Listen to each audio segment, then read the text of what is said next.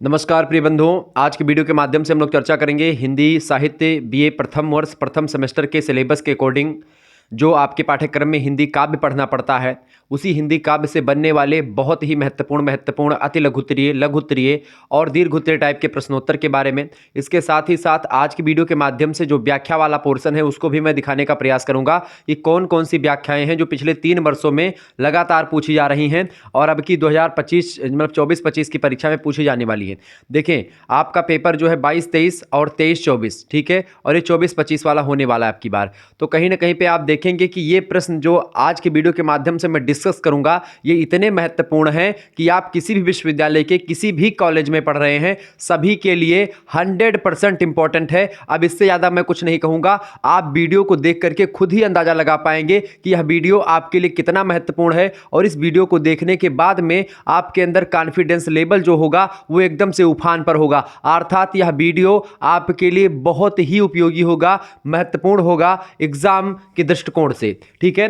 Questions और answers की यह श्रृंखला लगातार चलती रहेगी। शुक्ला स्टडी पॉइंट के माध्यम से हर एक सब्जेक्ट की तैयारी बहुत ही विधिवत, बहुत ही एक प्रकार से गहराई के साथ हर एक सब्जेक्ट को पढ़ाया जाता है। एग्जाम पॉइंट ऑफ व्यू और सिलेबस के अकॉर्डिंग हर एक चीज़ें होती हैं। बीए प्रथम वर्ष प्रथम सेमेस्टर में जिन छात्रों ने अभी एडमिशन लिया है उनको हिंदी में हिंदी काव्य पढ़ना पड़ता है। अब बहुत सारे बच्चे लगातार कमेंट कर रहे थे कि गुरुदेव ये बताएं, सर जी ये बताएं कि ये जो आप बता रहे हो हिंदी काव्य या हिंदी गद्य या फिर हिंदी साहित्य, हिंदी व्याकरण, ये सब क्या होते हैं? क्या हमको अलग अलग पढ़ना पड़ता? नहीं, देखें, बीए में आपको अब हिंदी जो है एक ही पढ़नी पड़ती है, केवल हिंदी। अब उसी हिंदी में आगे चल करके आपको 5वें सेमेस्टर में हिंदी व्याकरण भी पढ़ना पड़ेगा, हिंदी काव्य शास्त्र भी पढ़ना पड़ेगा, हिंदी आलोचना भी पढ़नी पड़ेगी। 3rd सेमेस्टर में आप हिंदी गद्य पढ़ेंगे, आप प्रथम सेमेस्टर में हिंदी काव्य के बारे में अध्ययन करेंगे, आप 2nd सेमेस्टर में जाएंगे तो कार्यालयी हिंदी और कंप्यूटर के बारे में पढ़ेंगे, आप जब आगे पढ़ेंगे 4थे सेमेस्टर में तब आप हिंदी अनुवाद के बारे में पढ़ेंगे। ऐसे जब आप 5th सेमेस्टर में पहुँचेंगे तो साहित्य शास्त्र, हिंदी आलोचना के बारे में, और इसके अलावा आप जो है हिंदी के राष्ट्रीय काव्य के बारे में पढ़ेंगे। 6th सेमेस्टर में आप तो पढ़ेंगे तो साहित्य शास्त्र वगैरह के बारे में। इसके अलावा उसमें आपको और पढ़ेंगे लोक साहित्य के बारे में, ठीक है, लोक साहित्य और लोक संस्कृति के बारे में आप जानने का प्रयास करेंगे। और 6वें सेमेस्टर में और आप भाषा विज्ञान, हिंदी भाषा और देवनागरी लिपि के बारे में पढ़ेंगे। यानी कुल मिलाकर के जो हिंदी है ये बहुत ही ज़बरदस्त अब की बार सिलेबस आपका ये नई शिक्षा नीति के अकॉर्डिंग बनाया गया है। अगर आप ये 5 सेमेस्टर में अच्छे तरीके से हिंदी का अध्ययन कर लेते हैं, मेरे हिसाब से टीजीटी, पीजीटी, नेट, जेआरएफ की परीक्षा आपके समक्ष भुनगा हो जाएगी। ये बात आप ध्यान रखें, यानी चुटकियों में आप उड़ाएंगे इन चीज़ों को अगर आपने ये सिलेबस अच्छे तरीके से अध्ययन कर लिया तो, ठीक है। चले, तो व्याख्या वाले प्रश्नों को भी इसमें रखें, जैसे कि जो कुछ कवि आपके पाठ्यक्रम में संकलित हैं। सिलेबस जब मैंने डिस्कस किया था तो बताया था, तो उसमें जो आपके पाठ्यक्रम में कवि शामिल हैं उन कवियों की जो रचनाएं हैं उनकी जो व्याख्या है वो भी आज की वीडियो के माध्यम से मैं डिस्कस करूंगा, ठीक है। पहले हम थोड़े प्रश्नों को जान लेते हैं जो अति लघुत्तरीय टाइप के आपकी परीक्षा में खूब आते हैं, फिर लघुत्तरीय प्रश्नों को भी देखेंगे। और इससे पहले एक मॉडल पेपर मैं दे चुका हूं, अगर आपने नहीं देखा तो प्लीज़ उसको भी देख लीजिएगा। 2022, 2023 और 2024 के मॉडल पेपर को भी आप देख लीजिएगा, ठीक है। ये 25 का मॉडल पेपर है बेसिकली। प्रश्न है आपका, नाथ साहित्य की प्रमुख विशेषताएं बताएं। ये नाथ साहित्य होता क्या है? जब मैंने आदिकालीन साहित्य आपको पढ़ाया होगा तो उसमें मैंने आपको बताया कि नाथ साहित्य, सिद्ध साहित्य, जैन साहित्य, ये सब साहित्य जो हैं ये आदिकालीन साहित्य के ही भाग हैं, ठीक है। यानी नाथ साहित्य की अगर बात की तो नाथों में एक प्रकार से नवनाथों की बात करी जाती है। उन्हीं नवनाथों में भैया नवनाथ कौन से हैं? जिसमें आप देखते हैं गोरखनाथ जो हैं वो इसके एक प्रकार से प्रवर्तक माने जाते हैं नाथ संप्रदाय के। आप गोरखपुर नाम का एक जिला पड़ता है उत्तर प्रदेश में, पूर्वी उत्तर प्रदेश में, आप वहाँ पर जाइएगा तो गोरखनाथ जी का मंदिर बना हुआ है। वहाँ पर तमाम प्रकार के 84 सिद्धों और इन सभी नवनाथों की प्रतिमाएं बनी हुई हैं। तो आप देख पाएंगे कि एक प्रकार से वो प्रतिमाएं जो बनी हुई हैं उनके कानों में कुंडल होता है। यानी नाथ संप्रदाय से अगर कोई व्यक्ति दीक्षा लेता है तो उसको कान को छिदवा करके वहाँ पर कुंडल पहनना होता है। नाथ संप्रदाय का एक जीता जागता उदाहरण हमारे बाबा योगी जी हैं, ठीक है, मुख्यमंत्री साहब। तो उनको आप देखेंगे उनके कानों में कुंडल रहते हैं, क्यों? चूंकि एक प्रकार से नाथ संप्रदाय से दीक्षा उन्होंने ली है। क्लियर? ये चीज़ें ध्यान रखेंगे। तो नाथ साहित्य की अगर बात की जाए तो नाथों की ने यानी कि जो नाथ साहित्य से गोरखनाथ हो गए, चरपटी नाथ हो गए, ठीक है, या और भी मत्स्येंद्र नाथ हो गए, इन सभी नाथों ने एक प्रकार से जो रचनाएं लिखी, जो आध्यात्म से रिलेटेड या जो ज्ञानपूर्वक बातें बताई, जो हठ योग के बारे में बात बताई, वो सब एक प्रकार से कहीं ना कहीं पे थोड़ा सा पद्यात्मक बारे में लिखा, ठीक है, पद्य में लिखा, तो उसी पद्य को एक प्रकार से हिंदी साहित्य में हम लोग रख लेते हैं, क्योंकि जो ये नाथ साहित्य सिद्ध साहित्य है बेसिकली ये अपभ्रंश और हिंदी के मध्य का जो एक प्रकार से युग है उसी काल का एक प्रकार से ये प्रतीत होता है। यानी कहने का मतलब ये पूरी हिंदी या शुद्ध हिंदी नहीं है, लेकिन फिर भी हिंदी का जो शुरुआती रूप है वो आपको इनमें देखने को मिलता है, इसीलिए हम लोग इनके बारे में जानते हैं।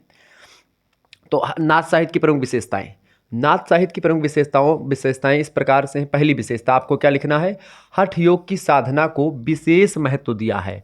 हठ योग की साधना मतलब एकदम से कि योग करके एक प्रकार से भगवान की प्राप्ति पर ज़्यादा फोकस करते हैं ये लोग, ठीक है, नाथ जो लोग हैं, ठीक है। नाथों की संख्या कितनी है, तो 9 नाथ हैं एक प्रकार से, ठीक है, 9 नाथ हैं। और इन नाथों के जो आदि गुरु हैं या आदि नाथ हैं वो कौन हैं, आदि नाथ हैं भगवान भोलेनाथ शंकर भगवान, ठीक है, ये बात ध्यान रखेंगे। शंकर भगवान कौन, कर्पूर गौरम करुणावतारम संसार सारम भुजगेंद्रहारम सदा वसंतम हृदयारविंदे भवम भवानी सहितम नमामि। वो जो कर्पूर के समान श्वेत हैं, कर्पूर गौरम, कर्पूर के जैसे गोरे हैं, कर्पूर जानते हैं जो जलता है, कर्पूर गौरम करुणावतार, करुणा के अवतार हैं, ठीक है, इस तरीके से। तो वही नाथ, वही भगवान भोलेनाथ शंकर भगवान, वो एक प्रकार से आदिनाथ कहे जाते हैं और ये एक प्रकार से इन्हीं लोगों की पूजा ये भगवान भोलेनाथ को आराध्य मान करके किया करते हैं। दूसरी बात, नारी साहचर्य का विरोध किया गया है। नारी साहचर्य मतलब कि एक प्रकार से नारी एक प्रकार से यहाँ पर एक ठगनी के रूप में दिखाई जाती है और यही रूप नाथों से कबीरदास में दिखता है। यानी कबीरदास भी कहते हैं कि माया महा ठगिन हम जानी, मतलब कि माया जो मतलब कि जो नारी होती है या नारी के रूप के बारे में या नारी के एक प्रकार नारी के प्रति आसक्त जो पुरुष हो जाते हैं, वास्तव में ये स्वाभाविक सी बात है कि भाई जो सौंदर्य होता है वो आकर्षण होता है, सौंदर्य जो होता है अपने तरफ लोगों को खींचता है, ये वास्तव सी बात है। और शौर्य और सौंदर्य की जोड़ी भी बड़ी ज़बरदस्त होती है। कोई अगर पुरुष जो है उसके पास बल है, पौरुष है, तो उसको स्त्रियां मतलब एक प्रकार से मतलब जो सौंदर्य होता है, सौंदर्य हमेशा शौर्य के एक प्रकार से गुलाम में रहता है। आप देखते प्राचीन काल से चली आ रही, भगवान विष्णु के पास क्या है, पावर है, मतलब उनके पास पावर है, यानी उनके पास बहुत ज़्यादा एक प्रकार से शक्ति है। और लक्ष्मी माता के पास बहुत ज़्यादा धन है। लक्ष्मी माता आप देखते हैं हमेशा जो है भगवान विष्णु के पैर के पास बैठी रहती हैं और उन्हीं के एक प्रकार शरण में रहती हैं। अब आप सोचो, वो माता हैं, धन की देवी हैं, लेकिन धन और एक प्रकार से पावर, जहाँ धन होगा वहाँ पावर होगी, जहाँ पावर होगा वहाँ पर धन होगा, ठीक है, ये बात ध्यान रखें। वर्तमान में भी यही कॉन्सेप्ट आप देख पा रहे होंगे। कुल मिलाकर के कहने का मतलब है कि यहाँ पर जो नाथों ने किया, ये नारी साहचर्य का विरोध किया, यानी नारी के साथ आप नहीं रह सकते, यानी कि आपको नारी त्यागनी पड़ेगी। इसीलिए आप देखते हैं नाथ संप्रदाय के जो लोग हैं, योगी हैं, वो एक प्रकार से क्या करते हैं, वो शादी नहीं करते हैं, क्योंकि वो एक प्रकार से स्त्रियों से एक प्रकार मतलब स्त्रियों से वंचित रहते हैं, ब्रह्मचर्य का पालन करते हैं। नारी साहचर्य का विरोध किया है नाथ साहित्य के लोगों ने। दूसरी बात, तीसरी विशेषता यह है कि ईश्वर के निर्गुण निराकार रूप की आराधना की है, यानी कि ये सगुण रूप की जो है आराधना नहीं करते हैं, ये एक प्रकार से निर्गुण रूप की आराधना करते हैं। और निर्गुण कैसे, कि आनन रहित सकल रस भोगी ओ बिन बानी बकतावड़ जोगी, मतलब इस तरीके से है कि बिना मुँह के वो भगवान खाने वाले हैं, बिना जिह्वा के सकल संसार के भोगों को ग्रहण करने वाले हैं, पान करने वाले हैं। वो प्रभु, उनकी आराधना करते हैं जिनका कोई आकार नहीं है, जो निराकार है, जो सब में व्याप्त है और किसी में व्याप्त नहीं है, सब उनका है और कोई भी मतलब कि कुछ भी उनका नहीं, मतलब उनके सिवा पूरे संसार में कुछ भी नहीं है। जो कुछ भी दिखाई पड़ रहा है, नहीं दिखाई पड़ रहा है, वो सब उन्हीं का है। जिसने सूरज चाँद बनाया, जिसने चिड़ियों को चहकाया, जिसने फूलों को महकाया, वो सारे के सारे जो एक प्रकार से जो आप देख रहे हैं तमाम प्रकार के ये पृथ्वी धरातल पर तमाम प्रकार की वस्तुएं, तमाम प्रकार की चीज़ें, ये सब उन्हीं के द्वारा जो है एक प्रकार से रचाया है। जो मनुष्य आप देख रहे हैं, जो आप जानवर देख रहे हैं, हाथी देख रहे हैं, कुत्ता देख रहे हैं, सब में भगवान के अंश कहीं ना कहीं पे विद्यमान है। यानी ईश्वर का कोई रूप नहीं होता है, वो सकल रूपों में विद्यमान रहते हैं। वो समय आने पर अलग अलग रूपों को धारण करते हैं। जैसे कहा भी गया गीता में कि यदा यदा ही धर्मस्या गला निर्भवती भारतः अभ्युत्थानम अधर्मस्या तदात्मानं सृजाम्यहम्, यानी कि एक प्रकार से जब जब धर्म की हानि होती है तब तब भगवान नाना रूप धारण करके, अनेक रूप धारण करके पृथ्वी पर अवतरित होते हैं। तुलसीदास जी भी कहते हैं कि जब जब होए धर्म कह हानि, बाढ़े असुर महाभिमानी, तब तब धरि प्रभु मनुज शरीरा, मतलब विविध शरीरा, हर निशाचर सज्जन पीरा। इस तरीके से एक प्रकार से वो सज्जनों की पीड़ा को हरते हैं और निशाचरों से इस पृथ्वी की रक्षा करते हैं। कुल मिलाकर के कहने का मतलब ये है कि ईश्वर के निर्गुण रूप की आराधना करी गई है, यानी ऐसा रूप जो एक प्रकार से दिखता नहीं है, ठीक है, जिसको आप छू नहीं सकते, जिसको आप बस केवल महसूस कर सकते हैं। यानी ईश्वर कोई देखने की वस्तु नहीं, ईश्वर महसूस करने की वस्तु है। ईश्वर को आप अपने हृदय में ऐसे विराजमान, मतलब उनको ध्यान करके, आप उनको हठ योग से एक प्रकार से ध्यान करके, योग साधना करके आप उस ईश्वर की प्राप्ति कर पाएंगे। जब आप अपनी कुंडलिनी को जागृत करेंगे, अपनी रीढ़ की हड्डी को सीधे करके, आप पद्मासन मुद्रा में बैठ करके जब भगवान की तपस्या करेंगे, तब आपको भगवान की अनुभूति होगी। भगवान आपको साक्षात दर्शन देने वाले नहीं हैं। भगवान की अनुभूति आप योग साधना के द्वारा कर सकते हैं। ऐसा मैं नहीं, ऐसा हठ योग के जो योगी हैं वो कह रहे हैं, ठीक है। तो ये तीसरी विशेषता, ईश्वर के निर्गुण निराकार रूप की आराधना की गई है। और चौथी विशेषता जो है, अपभ्रंश भाषा में रचनाएं सृजित करना, यानी सृजित माने लिखना, जो है ऐसी रचनाएं, यानी यहाँ पर जो रचनाएं लिखी जा रही थी नाथ साहित्य में, वो अपभ्रंश भाषा में लिखी जा रही थी। अपभ्रंश का मतलब क्या होता है? सबसे पहली भाषा कौन सी, सबसे पुरानी? संस्कृत, ठीक है। संस्कृत से बनी कौन सी भाषा? संस्कृत से बनी पाली, ठीक है। पाली के बाद में आई भाषा कौन सी? प्राकृत, ठीक है, समझेंगे। प्राकृत के बाद में कौन सी भाषा आई? प्राकृत के बाद में आई अपभ्रंश, ठीक है। यही अपभ्रंश भाषा में एक प्रकार से नाथ साहित्य लिख रहे थे, ठीक है। और ये अपभ्रंश जो था, इसी अपभ्रंश के बाद में आता है कुछ इलाकों में अवहट्ट, ठीक है, अवहट्ट भाषा। अवहट्ट की अगर बात की तो ये गंवई भाषा थी, इसका साहित्य में उतना उल्लेख नहीं मिलता, लेकिन अपभ्रंश में साहित्य मिलते हैं। और अपभ्रंश में जो नाथ योगी हैं और जो सिद्ध हैं, उन लोगों ने लिखा है, जैन मुनियों ने लिखा है। अब ये अपभ्रंश जो था वो वास्तव में पूरा अपभ्रंश में नाथ साहित्य में नहीं लिखा मिलता है, कुछ कुछ ये हिंदी से रिलेटेड आपको मिलेगा, यानी कि हिंदी और अपभ्रंश जो हैं कहीं ना कहीं पे मिलते जुलते हैं। आप देखते हैं सौरसेनी अपभ्रंश से जो है पश्चिमी हिंदी का विकास हुआ, ठीक है। मागधी अपभ्रंश से बिहारी हिंदी का विकास हुआ, अर्ध मागधी अपभ्रंश से पूर्वी हिंदी का विकास हुआ। इस तरीके से अपभ्रंश से हिंदी का विकास हुआ। इसीलिए जो पुरानी हिंदी हम कह सकते हैं अपभ्रंश को, बहुत सारे लोगों ने, तो ये सब जो नाथ साहित्य के लोगों ने लिखा, ये एक प्रकार से अपभ्रंश भाषा या पुरानी हिंदी में एक प्रकार से रचनाएं आपको मिलेंगी, ठीक है। आपको समझ में नहीं आएगा, क्लियर। तो ये पहला प्रश्न का उत्तर मैंने आपको विस्तार से बता दिया। बाकी और भी प्रश्नों के उत्तर को मैं विस्तार से समझने का प्रयास करता हूं,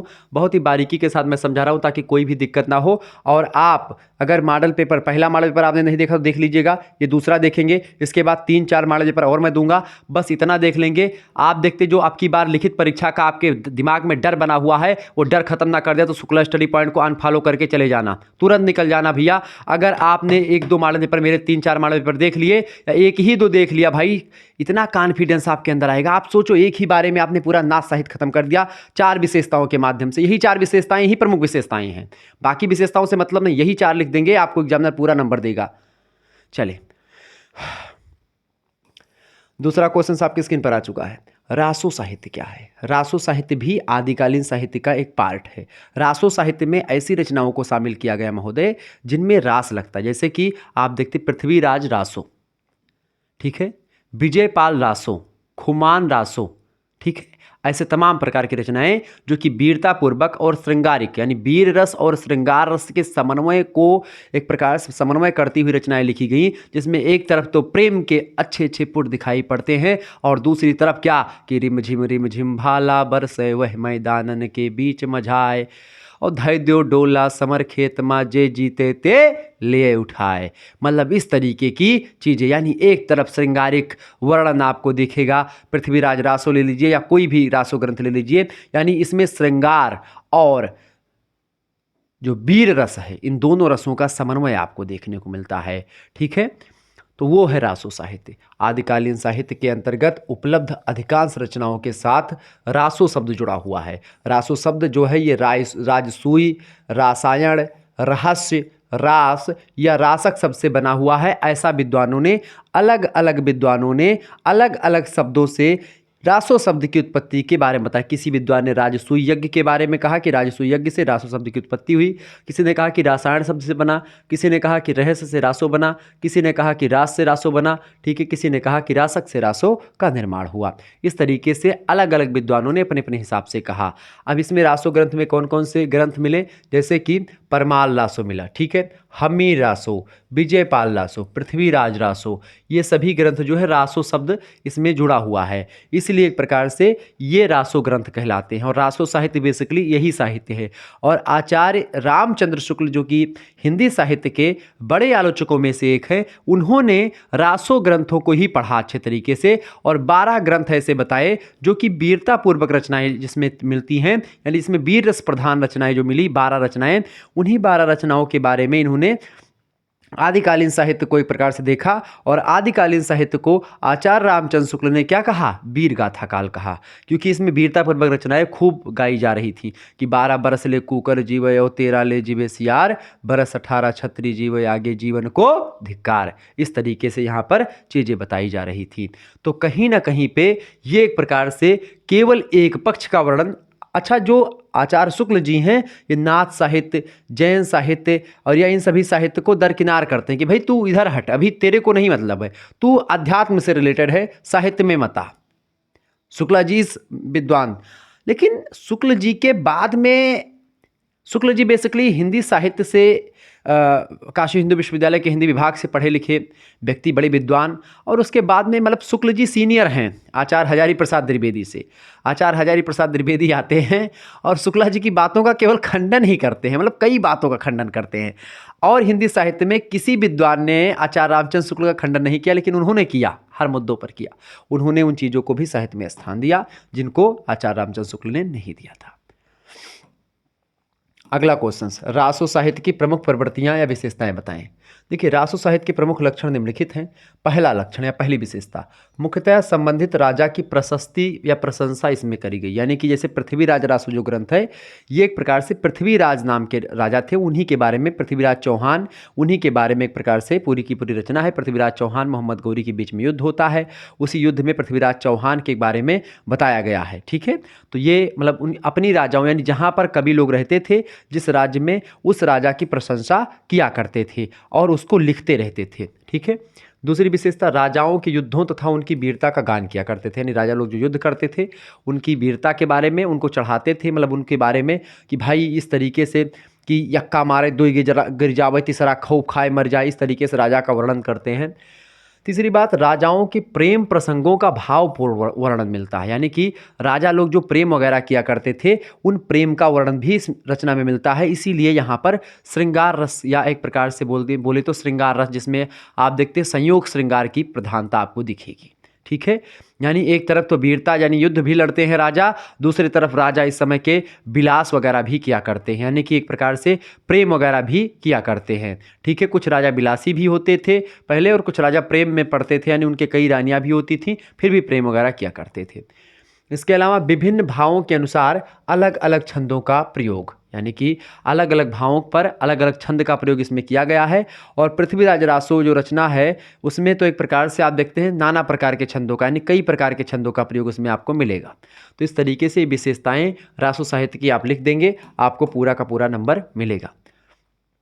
अगला क्वेश्चन आपकी स्क्रीन पर आ चुका है, फटाफट से आप देखेंगे। प्रश्न है, अष्टछाप के कवियों का नाम लिखिए। अष्टछाप एक प्रकार से 8 ऐसे कवियों का समूह है जो कि कृष्ण भगवान को अपना एक प्रकार से भगवान मान करके उनकी पूजा में पूरा का पूरा जीवन समर्पित कर दिया। कैसे कि तन मन धन सब कुछ है तेरा, स्वामी सब कुछ है तेरा, ओ तेरा तुझको अर्पण क्या लागे मेरा। इस तरीके की भावना को लेकर के 8 ऐसे कवि, जो कि 4 कवि विट्ठलनाथ के शिष्य थे और 4 कवि वल्लभाचार्य के शिष्य थे। वल्लभाचार्य के पुत्र हैं विट्ठलनाथ। वल्लभाचार्य जो हैं वो एक प्रकार से उनके 4 मतलब शिष्य थे, उनमें सूरदास भी एक थे। और विट्ठल नाथ जो थे उनके 4 शिष्य थे। ये 4 शिष्य मिलकर के 8 लोग ऐसे बने जो कि कृष्ण भगवान की भक्ति परंपरा को आगे बढ़ाते हैं। और कृष्ण भक्ति शाखा के प्रमुख कवियों में से ये 8 कवि थे। उन्हीं 8 कवि जो कृष्ण भगवान की रचनाओं को लिखते थे, उनके पद का गान किया करते थे। उन्हीं का एक संग्रह अष्टछाप के नाम से जाना जाता है। ठीक है, ध्यान रखेंगे। तो श्री वल्लभाचार्य ने जिस पुष्टि मार्गीय भक्ति संप्रदाय की स्थापना की थी, पुष्टि मार्ग संप्रदाय की स्थापना किसने करी थी? ये वल्लभाचार्य ने। और जब सूरदास जी का देहांत हुआ तो विट्ठलनाथ जी ने क्या कहा था कि पुष्टि मार्ग का जहाज, किसको? सूरदास को, कि पुष्टि मार्ग का जहाज जात है, जो कुछ जाको लेन है सो जाऊ के लेओ। ठीक है, मतलब कि पुष्टि मार्ग का जहाज एक प्रकार से सूरदास जी को किसने कहा? गोस्वामी विट्ठलनाथ ने कहा, जो कि वल्लभाचार्य जी के पुत्र थे। वल्लभाचार्य जी सूरदास जी के गुरु जी का नाम है। उनका जिन हिंदी भक्त कवियों के द्वारा पल्लवन किया गया उन्हें अष्टछाप के कवि का कहा गया, यानी कि जो पुष्टि मार्ग की भक्ति संप्रदाय है इसको आगे बढ़ाया अष्टछाप के कवियों ने।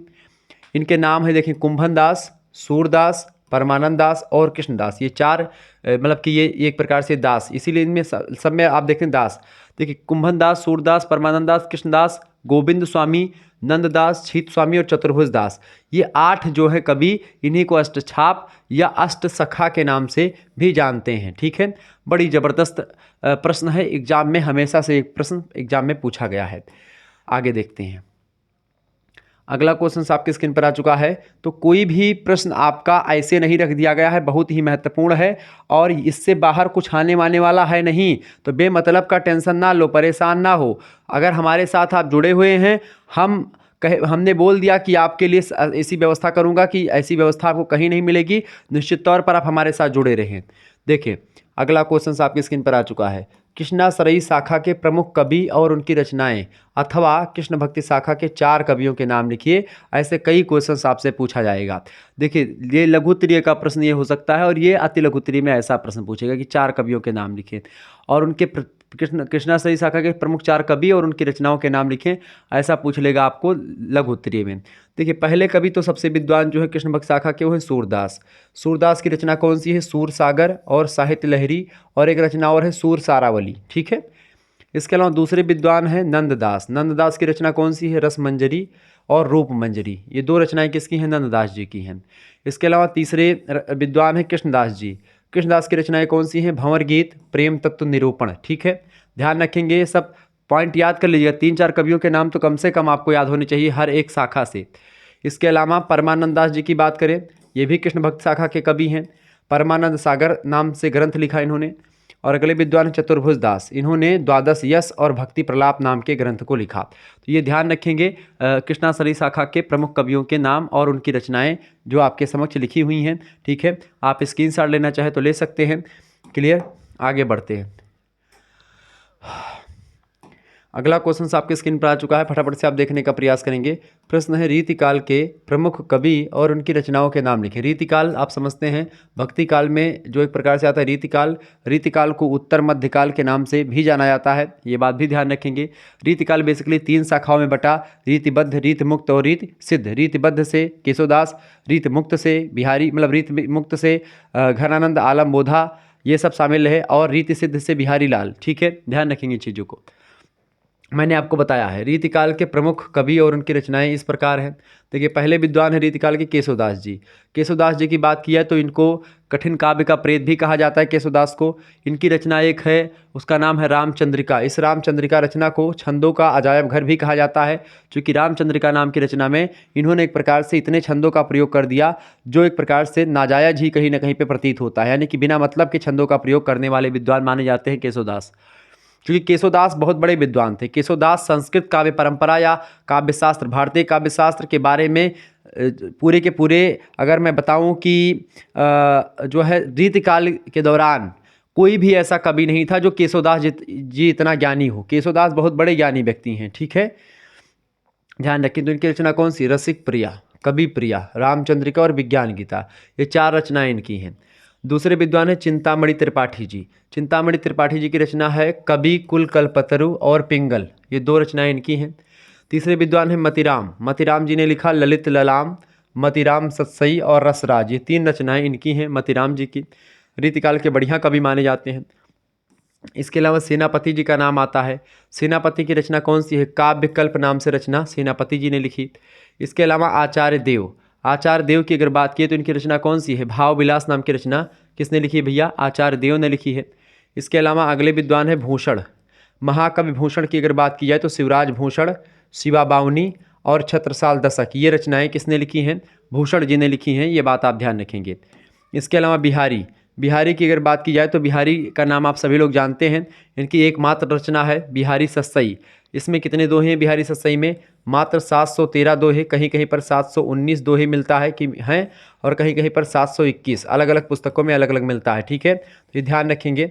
700 मतलब कितने ही दोहे, लगभग 720-21 दोहे या 713 या 17-19 दोहे ऐसे लिखे। और मात्र बिहारी सस्सई रचना, एक रचना लिख करके हिंदी साहित्य ही नहीं बल्कि विश्व साहित्य में अमर हो जाने वाले एकमात्र कवि हैं बिहारी जी। बिहारी बहुत बड़े विद्वान भी थे और गणित ज्योतिष सभी के विद्वान हैं। बिहारी के बारे में कहा जाता है कि सतसैया के दोहरे जो नावक के तीर, और देखन में छोटे लगे और घाव करें गंभीर। यानी बिहारी के दोहे ऐसे प्रतीत होते हैं, छोटे छोटे हैं, लेकिन एक प्रकार से अगर उनकी व्याख्या करने बैठेंगे तो चरचर पन्ने में व्याख्या करने के लिए एक प्रकार से आपको समय लग जाएगा। यानी एक प्रकार से बिहारी सस्सई जो हैं, इनके एक एक दोहे, इनके बारे में बिहारी सस्सई का एक एक दोहा हिंदी साहित्य में एक एक मोती के समान है, हीरे के, ऐसा कहा जाता है। और 8वें विद्वान है घन आनंद महोदय। घन आनंद, इनकी रचना है सुजान सागर, सुजान हित। सुजान को लेकर के इन्होंने बड़ी रचनाएं लिखी, क्योंकि सुजान इनकी प्रेयसी थी, सुजान से प्रेम किया करते थे। और प्रेम में व्यक्ति आप जानते हैं कितना एक प्रकार से पागल हो जाता है, अगर ब्रेकअप वगैरह होता तो लोग परेशान बहुत हो जाते हैं। तो ठीक इसी प्रकार से इनका भी कुछ हुआ था, घनानंद जी का। मैंने पूरी कहानी आपको समझा रखी है, तो उसमें पूरा विस्तार से मैंने बताया है सिलेबस डिस्कशन के दौरान भी और अगले मॉडल पेपर में भी। यहाँ पर एक चीज़ और आप ध्यान रखेंगे, जैसे अगर आपको हिंदी साहित्य का पूरा कोर्स पढ़ना है या किसी भी सब्जेक्ट का कोर्स लेना है, आपको ग्रुप ज्वाइन करना है जिसमें आपको पीडीएफ वगैरह मिलेंगे, जैसे ये जो क्लास हो रही है इसकी पीडीएफ जो है आपको मिलेगी, या अगले मॉडल पेपर की पीडीएफ या चैप्टर वाइज क्लासेस की पीडीएफ जो भी एक प्रकार से अवेलेबल है, वो सारी पीडीएफ एक प्रकार से आपको हर एक सब्जेक्ट की मिलती रहेगी। यानी आप हमारे ग्रुप से जुड़ेंगे तो वहाँ पर आपको बहुत विधिवत तैयारी होगी। उसके लिए आपको करना क्या है, 91 61 93 60 62 ही मेरा व्हाट्सअप नंबर है, इसी पर एसएमएस करना है। पूरा का पूरा कोर्स आपको पढ़ाया जाएगा मात्र और मात्र कितने रुपए में? 100 रुपये में। आपकी प्राइस बहुत सस्ता करी गई है ताकि आप आसानी से हर एक बीए का बच्चा ये कोर्स ले पाए, इसीलिए बहुत ही कम प्राइस रखी गई है। और शुक्ला स्टडी पॉइंट के द्वारा ये बहुत बड़ा काम किया गया है आपके लिए, तो आप आसानी से हमारे साथ जुड़ करके और विधिवत तैयारी अपनी कर सकते हैं। 91 61 93 60 62 पर एसएमएस करें और तुरंत ग्रुप से ज्वाइन हो जाए। यहाँ पर आपको पीडीएफ नोट्स मिलेंगे, ठीक है, हर एक सब्जेक्ट के पीडीएफ नोट्स आपको मिलेंगे। यहाँ पर आपको वीडियो लेक्चर्स मिलेंगे तमाम सारे, ठीक है, वीडियो लेक्चर्स मिलेंगे। वीडियो लेक्चर्स के अलावा आपको यहाँ पर लाइव क्लास भी मिलेगी, ठीक है, लाइव क्लास के अलावा आपको मैराथन क्लास भी मिलेंगी। मॉडल पेपर भी आपको मिलेंगे, जैसे मॉडल पेपर मिल रहा है। इसके अलावा आपको एक प्रकार से आपके जो डाउट होंगे वो डाउट भी क्लियर किए जाएंगे इस तरीके से। और आपके इसे हिंदी के अलावा 2 मेजर सब्जेक्ट और होंगे, एक माइनर सब्जेक्ट होगा और एक आपका को करिकुलर सब्जेक्ट होगा। इसमें आपको फूड न्यूट्रिशन एंड हाइजीन के बारे में पढ़ना है। उन सभी की तैयारी इसी 100 रुपये में आपकी इंक्लूड कर दी जाएगी। यानी एक प्रकार से इतना अच्छा ऑफर अब आपके लिए नहीं आने वाला है, तो तुरंत ज्वाइन हो जाएं, इसमें सोचने की कोई बात नहीं। तुरंत एसएमएस करें 91 61 93 60 62 पर और जुड़ जाइए ग्रुप से हमारे। चलिए फटाफट से इसका स्क्रीनशॉट ले लीजिएगा, जिनको भी जुड़ना है, तब तक मैं जल ग्रहण कर लूँ। फटाफट से आप लोग वीडियो को शेयर कर दीजिएगा और लाइक तो भाई फटाफट से आप कर ही दीजिए, क्योंकि बड़ी मेहनत लगती है एक वीडियो को बनाने में। तो आप ये ना सोचें कि एक प्रकार से ये ऐसे ही पढ़ा दिया जाता है, इसके पीछे बड़ी मेहनत लगती है महोदय। तो प्लीज़ वीडियो को लाइक और शेयर करते रहें, धन्यवाद।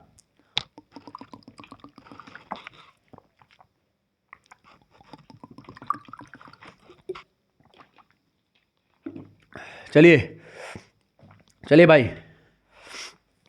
बढ़ते हैं अगले प्रश्न की ओर और बहुत ही धमाकेदार एंट्री के साथ चीज़ों को समझाने का प्रयास करते हैं। अगला क्वेश्चन आपका आ चुका है। प्रश्न क्या है महोदय? चले, प्रश्न आपका है निराला जी प्रकृति चित्रण पर प्रकाश डालें। निराला जी की, देखिए निराला जी की जो प्रकृति चित्रण है, प्रकृति मतलब नेचर को लेकर के इन्होंने किस तरीके से अपनी रचनाओं में लिखा है उसके बारे में पूछा गया। पहली बात तो छायावादी काव्य में प्रकृति स्वतंत्र रूप से उभरी मतलब उपस्थित हुई है। यानी प्रकृति का दोनों रूप, ठीक है, उद्दीपक और एक प्रकार से एक रूप और होता आलंबन, उद्दीपक और आलंबन दोनों प्रकार के रूपों का प्रकृति के खूब अच्छे तरीके से छायावाद में वर्णन हुआ है। और छायावादी कवि है, छायावाद रूपी छत के एक पिलर के रूप में काम किया है निराला जी ने, तो उनमें उनकी रचनाओं में भी आपको प्रकृति उन्मुक्त रूप से स्वतंत्र विचरण करती हुई प्रतीत होती है। दूसरी बात, निराला उन्मुक्त प्रकृति के गायक हैं, यानी कि बिना बंधन के ही एक प्रकार से प्रकृति को बहुत अच्छे तरीके से समझाने में सक्षम है। इसके अलावा निराला जी के काव्य में प्रकृति के कोमल और कठोर दोनों रूप मिलते हैं, यानी प्रकृति के एक तरफ जहाँ कोमल रूप दिखाई पड़ते हैं, वहीं दूसरी तरफ कठोर रूप भी प्रकृति के इन्होंने वर्णन किए हैं। इसके अलावा निराला जी ने अपने काव्य में प्रकृति का मानवीकरण भी किया है, यानी प्रकृति को मानवीय रूप देने का काम करना ही मानवीकरण होता है। ठीक है। और निराला जी के काव्य में प्रकृति का यथार्थ और स्वाभाविक दोनों प्रकार का चित्रण किया गया है। ठीक है। इस तरीके से प्रकृति वर्णन के दृष्टिकोण से निराला जी अत्यंत एक प्रकार से सिद्ध कवि हैं और प्रकृति चित्रण में इनके किसी प्रकार की कोई कमी नहीं है। अगला क्वेश्चन से, कबीर के राम और तुलसी के राम में क्या अंतर है? बहुत ही इंपॉर्टेंट प्रश्न है। कबीरदास जो कि निर्गुण ज्ञानाश्रयी के प्रमुख कवि, तुलसीदास ये सगुण भक्ति शाखा की राम भक्ति परंपरा के प्रमुख कवि। तुलसीदास के राम दशरथ पुत्र राम हैं और कबीर के राम जो हैं ये निर्गुण ब्रह्म राम हैं। तुलसी के राम दशरथ सुत राम है, दशरथ पुत्र राम है, जबकि कबीर का राम निर्गुण ब्रह्म है, जिसमें योगी लोग रमण करते हैं। रम्यते यस्मिन् योगिनः सह रामः, यानी जिसमें योगी लोग रमण करते हैं उसी को राम कहते हैं। यानी कि राम जो कबीरदास मानते हैं जिस राम को, कि राम के बारे में कबीर क्या कहते हैं? ठीक है। यानी जिस राम के बारे में कबीरदास बात करते हैं वो राम एक प्रकार से निर्गुण ब्रह्म राम है, वो दशरथ पुत्र राम नहीं है अयोध्या नरेश, वो एक प्रकार से वो पार ब्रह्म राम की बात करते हैं। और जो तुलसीदास जिस राम की बात करते हैं, तुलसीदास जी किस राम की बात करते हैं? दशरथ पुत्र राम की बात करते हैं। कैसे कि जो भय प्रकट कृपाला दीन दयाला कौशल्या हितकारी, उस राम की बात करते हैं। हर्षित महतारी मुनि मनहारी अद्भुत रूप विचारी की जैसे सुलीला अति प्रियशीला, इस तरीके की राम की बात करते हैं जो दशरथ और कौशल्या के एक प्रकार से गर्भ से एक प्रकार से उत्पन्न हुए उस भगवान राम प्रभु श्री रामचंद्र की बात करते, जिन्होंने एक प्रकार से समुद्र पर पुल बंधवाया, जिसने रावण जैसे महाघोर जो है पराक्रमी और राक्षसी प्रवृत्ति के व्यक्ति को मारा, जिसने एक प्रकार से ऋषि मुनियों के संताप को हरा। ठीक है। भुज उठाए प्रणकीन, जब तक करो निशाचर नासा तब तक करो अग्नि में वास। इस तरीके से आप देखते सीता जी को कहा कि अग्नि में वास करो। सीता जी उनकी स्त्री हैं, उनको भी एक प्रकार से रावण ले जाता है कई कठिनाइयों का सामना करने के बाद में, और उसके बाद में फिर मर्यादा का ध्यान रखते हुए पुरुष में उत्तम प्रकृति दिखाते हुए आदर्श पुरुष, आदर्श भाई, आदर्श पिता, आदर्श पुत्र सभी की भांति एक प्रकार से नजर आते हैं। यानी राम जैसा नायक पूरे संसार में किसी महाकाव्य का नायक प्रतीत नहीं होता। भगवान राम की उस रूप की वर्णन या उस दशरथ पुत्र राम का वर्णन कौन करते हैं? तुलसीदास जी करते हैं। तुलसीदास बेसिकली, कबीर केवल निर्गुण राम की बात करते हैं, लेकिन तुलसीदास सगुण और निर्गुण का समन्वय करते हैं। वो ब्रह्म को एक प्रकार से सगुण भी बताते हैं और निर्गुण भी बताते हैं, यानी कि तुलसीदास समन्वय के कवि हैं। ठीक है। आइए आगे बढ़ते हैं, चर्चा करते हैं। अगला क्वेश्चन है, तुलसीदास जी की रचनाओं के नाम बताइए, अथवा तुलसीदास जी की प्रमुख 6 रचनाओं के नाम लिखिए। तुलसीदास जी की 12 रचनाएं बेसिकली प्रामाणिक हैं, जिनमें से कुछ रचनाएं आपके समक्ष लिखी हुई हैं। पहली है रामचरितमानस। श्री रामचरितमानस दुनिया में सबसे लोकप्रिय ग्रंथ माना जाता है और भारत के प्रत्येक घर में आप देखते हैं, हिंदू धर्म अगर व्यक्ति मानता है तो उसके घर में रामचरितमानस की एक गुटका चाहे रखा हो छोटा सा, लेकिन रखा होगा। ठीक है। रामचरितमानस, रामलाला नछहु, बरवे रामायण, पार्वती मंगल, जानकी मंगल, दोहावली, गीतावली, विनय पात्रिका, कवितावली और श्री कृष्ण गीतावली, ये सारी रचनाएं गोस्वामी बाबा तुलसीदास जी ने लिखी हैं। ये बात आप ध्यान रखेंगे। रचनाओं के नाम याद रखिएगा, परीक्षा में प्रश्न कई बार आया हुआ है। ये प्रश्न भी आपसे पूछा जा सकता है, बताएं। प्रश्न है आपका कि तुलसी के राम राज्य वर्णन की 4 विशेषताएं बताइए, या लिखिए। फटाफट से आप बताने का प्रयास करेंगे। तुलसी के राम राज्य वर्णन की 4 विशेषताएं लिखिए, बताइए। देखिए, राम राज्य की अगर बात की तो राम राज्य में किसी को दैविक भौतिक दुख नहीं था। यहाँ पर तुलसीदास जी ने क्या कहते हैं कि दैहिक दैविक भौतिक तापा और राम राज्य कबहु न व्यापा। मतलब जहाँ पर दैहिक यानी दैहिक, दैविक और भौतिक के तीन प्रकार के एक प्रकार से दुख होते हैं, ताप होते हैं, यहाँ से एक प्रकार से दैहिक, दैविक और भौतिक ये सब एक प्रकार से दुख राम राज्य में नहीं होते हैं, वो राम राज्य है। दूसरी बात, वृक्ष मांगने से फल देते हैं। यहाँ पर यानी आप वृक्षों के समक्ष जाएंगे, वृक्षों से फल मांगेंगे तो वृक्ष फल देंगे, वो राम राज्य है। यानी हर वृक्ष यहाँ पर हरा भरा होता है, उसमें फल फूल लगते हैं, ठीक है। इसके अलावा सभी परस्पर प्रेम भाव से रहते हैं, सभी लोग निरोग थे राम राज्य में, किसी भी अल्पकाल में किसी की मृत्यु नहीं होती थी। यानी राम राज्य जो था एक प्रकार से बहुत ही ज़बरदस्त था। इसीलिए मोदी जी की कल्पना क्या है, राम राज्य की स्थापना करना। राम राज्य का मतलब ये नहीं कि भगवान राम के जैसा राज होगा, नहीं। राम राज्य का मतलब कि सभी लोग निरोगी होंगे, सभी लोग सुखी होंगे, सभी लोग खुशी होंगे। यहाँ पर दैहिक, दैविक, भौतिक दुख कोई नहीं होगा लोगों को। लोग एक प्रकार से प्रेम भाव से एक दूसरे से मिल करके रहेंगे। हिंदू, मुस्लिम, सिख, ईसाई आपस में सब भाई भाई वाले मुद्दे को आगे बढ़ाएंगे, सभी लोग प्रेम भाव से रहेंगे। अल्पकाल में किसी की मृत्यु ना हो, इसके लिए तमाम प्रकार के अस्पताल वगैरह बनवाए जाएंगे। इस तरीके की एक प्रकार से धारणा जो है, यही रामराज की कल्पना होती है, ठीक है। बाकी रामराज की कल्पना वो नहीं कि हिंदू राष्ट्र बनाएं। समझ रहे हैं चीज़ों को ना। आगे देखते हैं, अगला क्वेश्चन आपकी स्क्रीन पर आ चुका है। निराला जी के काव्य में भाव पक्ष पर प्रकाश है। देखिए, किसी भी काव्य में या किसी भी कवि के दो पक्ष होते हैं, एक भाव पक्ष और एक कला पक्ष। कला पक्ष में जैसे कि उसने किस छंद का प्रयोग किया, उसने किस रस का प्रयोग किया, किस अलंकार का प्रयोग किया, ठीक है, वो होता है उसका कला पक्ष। यानी उसने एक प्रकार से किस तरीके की कला दिखाई है उसमें, तो वो कला पक्ष होता है। भाव पक्ष होता है इमोशन। इमोशन मतलब समझ रहे हैं ना, इमोशन मतलब होता है कि उनके जो है भाव है, यानी भावात्मक चीज़ें, जैसे कि प्रेम क्या दिखाया या किस तरीके की घृणा दिखाई है, प्रेम दिखाया है, जो है द्वेष दिखाया है, छल कपट दंभ ईर्ष्या पाखंड क्या दिखाया है। यानी एक प्रकार से उसका भाव क्या है। एक होता है भावार्थ, एक होता है शब्दार्थ। तो शब्दार्थ एक प्रकार से अलग है, भावार्थ अलग होता है। तो किस भाव की बात करी जा रही है, यानी कि एक प्रकार से दो पक्ष होते हैं काव्य में, एक भाव पक्ष और एक कला पक्ष। निराला जी बेसिकली निराशावादी नहीं है, पर ऐसे आशावादी नहीं जो दुखों की उपेक्षा करें। यानी दुखों को एक प्रकार से ये अपने आप में समाहित करते हैं, क्योंकि सुख दुख के द्वंद्व को महत्व देते हैं। यानी सुख और दुख इन दोनों के बीच में एक प्रकार से हमेशा लड़ाई हुई है। एक तरफ सुख होता है, दूसरी तरफ दुख आता है। आपको बता दूं कि एक प्रकार से मैं क्या बताऊं अब आपको, जैसे एक देखें, आप एक दिन अगर खुशी होते हैं ना, दूसरे दिन आपको दुख मिलना तय है एकदम से, इसमें कोई दो राय नहीं है। आप अगर आज बहुत खुशी हैं ना, खिलखिला के हंस रहे हैं, तो कल आपके जीवन में दुख आना स्वाभाविक सी बात है। तो दुख के लिए आप तैयार हो जाइए।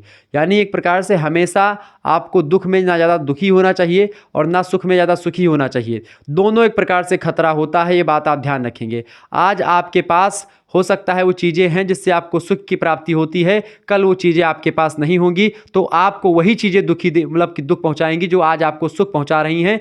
ये एक प्रकार से प्रकृति का नियम है। उद्यत सविता ताम्र संपत्तो चा विपत्तो चा महताम में एक रूपता। मतलब कि एक प्रकार से ध्यान रखेंगे, जो चीज़ें एक प्रकार से आप दुख में दुखी ना हो ज़्यादा, ना सुख में सुखी हो, चूंकि जो चीज़ दुख में दुखी करती हैं वही सुख में सुखी भी करती हैं। कुल मिलाकर के कहने का मतलब ये है कि जैसे सूर्य भगवान हैं, उद्यत सविता, सविता माने सूर्य भगवान, उदय होते हैं पूरब से, पश्चिम में अस्त होते हैं, लेकिन उदय होते हैं तब भी लाल रहते हैं, अस्त होते हैं तब भी लाल रहते हैं। दोनों स्थितियों में वो एक प्रकार से समान सिचुएशन में रहते हैं। उनको ना उदय होने का थोड़ी सी खुशी भी है और ना अस्त होने का कोई गम है। यानी कि एक प्रकार से वो अपने आप को एकदम से क्या कर लिए हैं, साधारण बना लिए, कि मतलब कि कोई दिक्कत नहीं, चाहे ना दुख में ज़्यादा दुखी, ना सुख में ज़्यादा सुखी। निराला जी के जीवन की कुछ कथा रही है दुख की, दुख ही जीवन की कथा रही, क्या कहूँ जो आज तक नहीं कही। दुख बहुत बड़ी चीज है। बहरहाल पॉइंट पर आते हैं, तो सुख दुख के द्वंद्व माने संघर्ष महत्व देते हैं निराला। निराला जी की रचनाओं का प्रेम भी एक विषय रहा है, पर यह प्रेम अत्यंत पावन है। आपकी रचनाओं में करुणा भी हृदय को द्रवित करने वाली है। इनकी रचनाओं में देश प्रेम का स्वर भी मुखरित हुआ है। निराला जी के काव्य का भाव पक्ष सफल है, परंतु उनका काव्य पुरुष भावनाओं का काव्य है। यानी उनके एक प्रकार से उनका जो काव्य मतलब है वो कला पक्ष उतना प्रवीण आपको नहीं दिखेगा, लेकिन उनका एक प्रकार से जो भाव पक्ष है वो बहुत ही प्रवीणता के साथ उकेरा उन्होंने। हालांकि कलात्मक चीज़ें भी करी हैं, लेकिन भाव पक्ष ज़्यादा बेटर इनका दिखाई पड़ता है।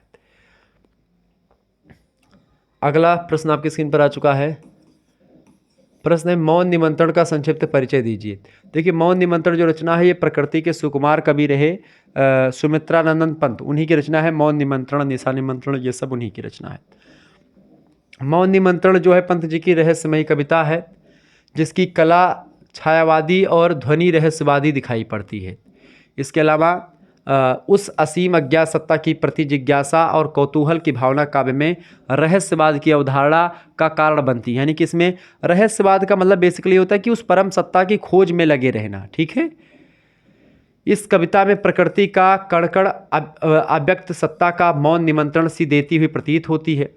इस कविता में प्रकृति के कोमल भयंकर दोनों ही रूपों का वर्णन यहाँ पर दिखाई पड़ा है। कवि दोनों ही रूपों में उस असीम अज्ञात विराट सत्ता के संकेत को पाता है। यानी कि एक प्रकार से प्रकृति से ही एक प्रकार से कहीं ना कहीं पे उसको उस ईश्वर का भान होने लगता है।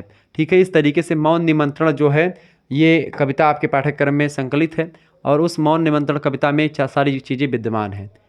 आगे देखते हैं। अगला प्रश्न आपके स्क्रीन पर आ चुका है। भारतेंदु हरिश्चंद्र की 5 प्रमुख कृतियों के नाम लिखिए। देखिए भारतेंदु हरिश्चंद्र की कई रचनाएं वैसे तो हैं। पहली रचना है प्रेम मालिका, अगली है प्रेम सरोवर, प्रेम माधुरी, भक्तमाल, ठीक है, वेणुगीत, प्रबोधिनी, ये सब रचनाएं इनकी कृतियां हैं। 5 प्रमुख रचनाएं हैं। इसके अलावा बहुत सारे नाटक भी लिखे इन्होंने। भारतेंदु हरिश्चंद्र इन्हीं के नाम पर एक पूरा का पूरा हिंदी साहित्य में युग चला, जिसको आप भारतेंदु युग के नाम से जानते हैं। ठीक है, ये बात आप ध्यान रखेंगे। आगे बढ़ते हैं और भी चीज़ों को जानने का प्रयास करते हैं। फटाफट से एक बार वीडियो को लाइक कर दीजिएगा और चैनल पर अगर नए हैं तो शेयर कर दीजिएगा। ठीक है। देखें अब यहाँ पर आपका आ चुका है भैया व्याख्या को लेकर के। अब व्याख्या मैं आपको समझाने का प्रयास करूँगा। ठीक है, चलिए व्याख्या को समझने का प्रयास करते हैं। बहुत ही बारीकी के साथ हम लोग व्याख्या को समझेंगे। ठीक है। और ये व्याख्या जो है ये जो है तुलसीदास जी की रचना है। रामचरितमानस, उसी रामचरितमानस में अयोध्या कांड से लिया गया है। ठीक है, ये बात आप ध्यान रखेंगे। और ये राजा दशरथ और माता कैकेयी के बीच संवाद हो रहा है। उसी दौरान राम वन गमन को लेकर के, ठीक है, ये बातें हो रही हैं। उसी समय का ये प्रसंग है और इसमें कई प्रकार की चीज़ें दिखाई गई हैं कि राजा दशरथ किस तरीके से एक स्त्री के आगे एक प्रकार से सारी बातों को मानने पर विवश हैं, चूँकि उन्होंने वचन दिया है पहले से।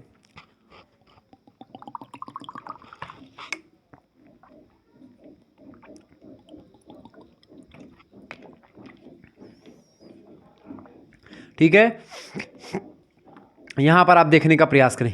मुद्दा क्या है?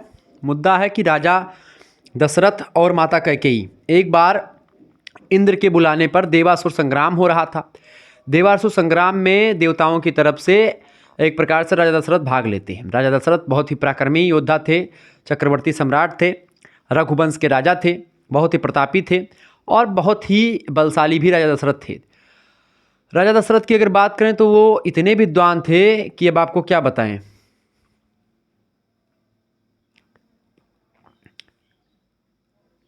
इतने विद्वान थे राजा दशरथ की, और विद्वान के साथ साथ वो चक्रवर्ती सम्राट भी थे।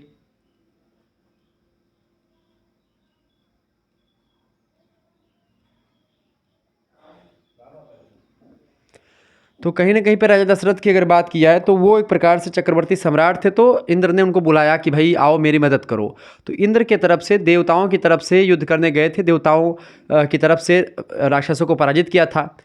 अब जब उधर से लौट रहे थे, या युद्ध के मैदान की ही बात है, उनके रथ का जो एक प्रकार से चक्के के बीच की जो धुरी होती है, ऐसे एक लकड़ी ऐसी होती है, ऐसे इस टाइप की, ठीक है, उसी चक्के में लगी रहती है रथ के, तो चक्का उसी पर चलता रहता है। अब वो धुरी निकल गई बीच उसमें, तो कैकेयी माता जो थी वो गई और अपनी जो है उंगली जो है उसी में लगा देती हैं।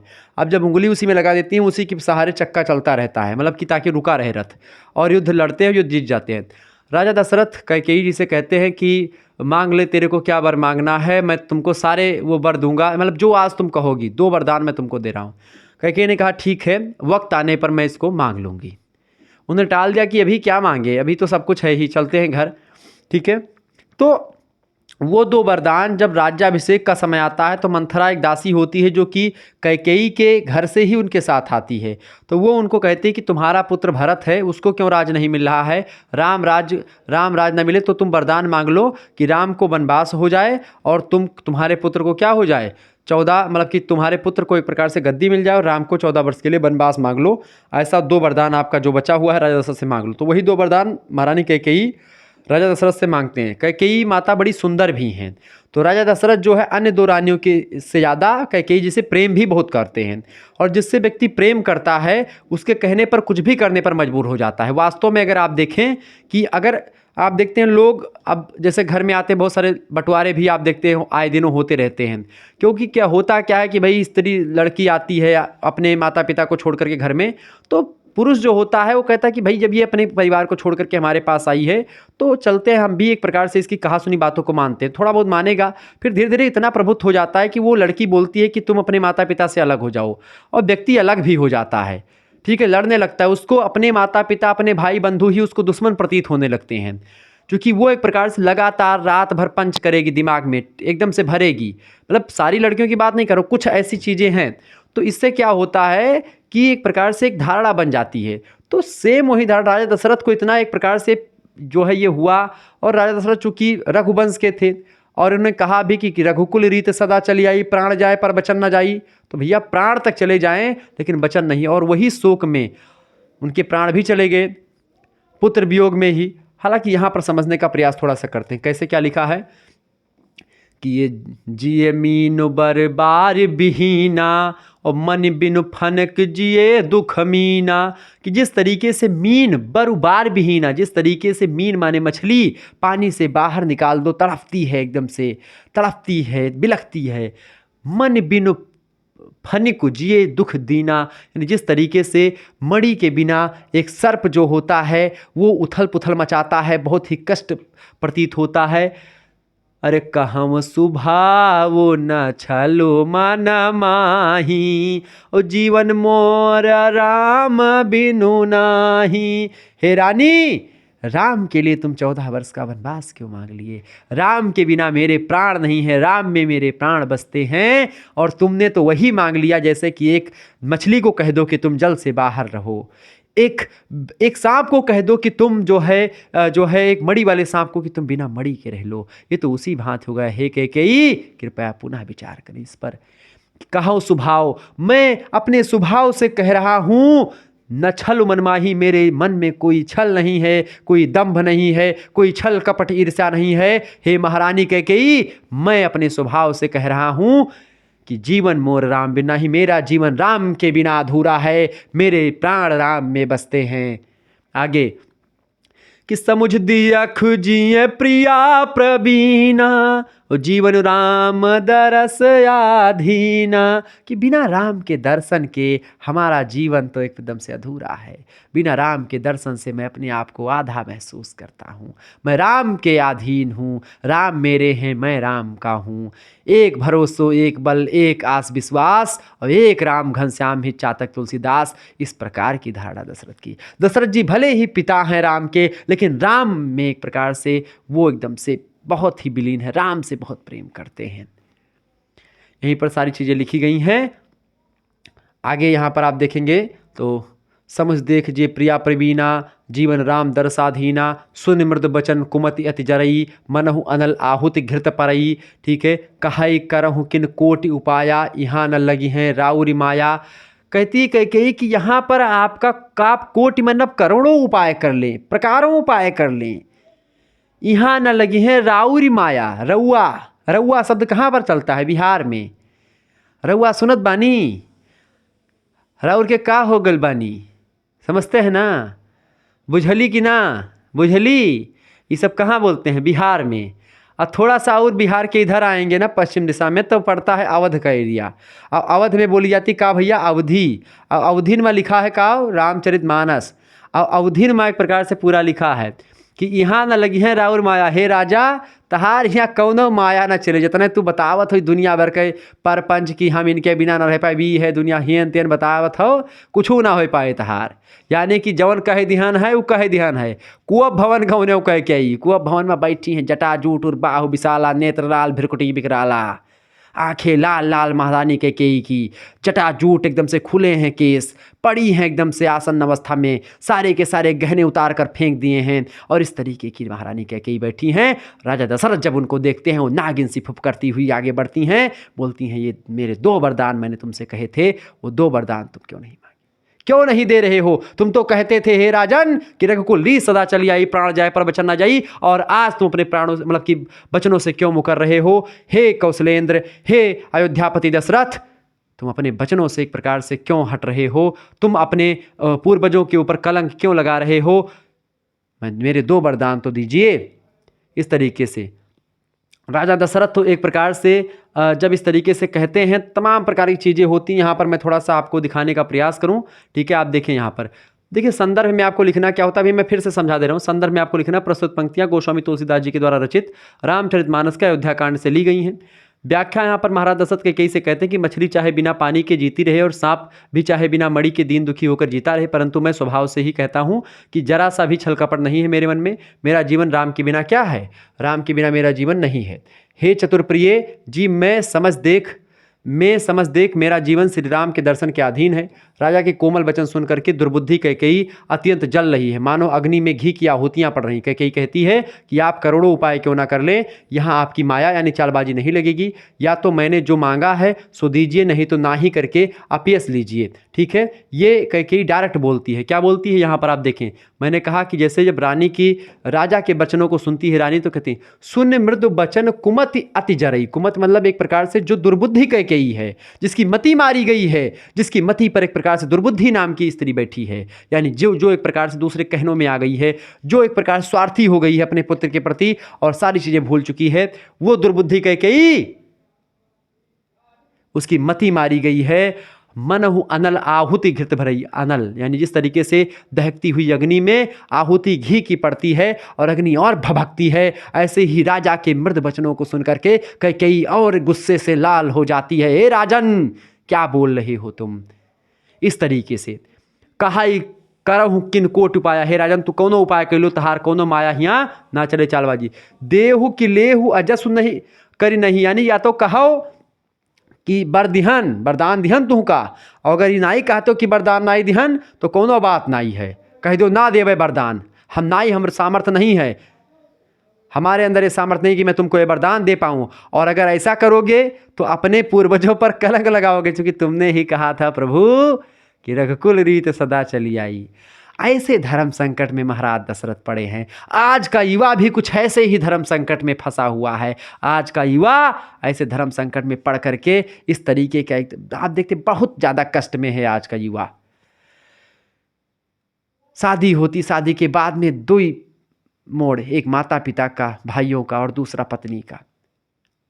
एक तरफ नया परिवार आ रहा है, दूसरी तरफ पुराने परिवार से नाता टूट रहा है। ऐसे द्वंद्व में फंसा है आज का युवा, और वही द्वंद्व महाराज दशरथ के समक्ष लगा हुआ है कि देहु के लिए हुआ जसु करी नाही, और मोहि न बहुत प्रपंच सुहाही। कि हे राजन, का दुनिया भर के जो है नौटंकी ठाने हो, रो चिल्लात हो, घिघात हो, जौन करे खो तुम बताओ, फट से करो, काम खत्म करो।